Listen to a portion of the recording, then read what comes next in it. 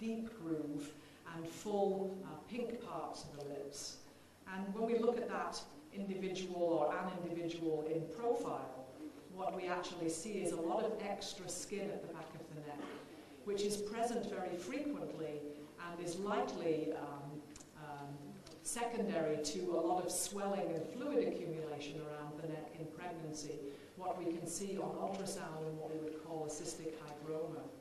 That swollen area during the development of the baby will actually lead to some differences in the ears. The ears are often set lower on the head, they may be turned a little backwards, and they are often a little thicker over the upper part. And I'm going to show you faces of children at different ages to show how the face does change with age. Here these young children still show that characteristic very tall forehead and small chin. They also show that wide spacing of the eyes and the eyelids, particularly in the individual on the right, that are rather droopy or hooded. And to concentrate on the eyes for a moment, they frequently are a very bright blue or a blue-green colour, a colour that is much lighter even than the family eye colouring, and that's one of the big diagnostic clues in Noonan syndrome.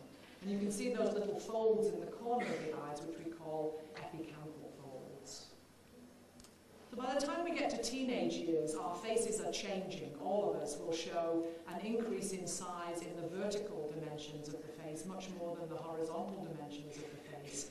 And what that does for the face of Noonan syndrome is it takes away that big forehead and it gives us more of a chin.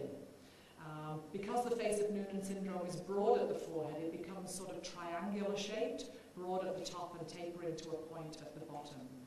And as the neck grows, that excess skin that I showed you in a baby actually becomes more a broad neck or even neck webbing, which you can see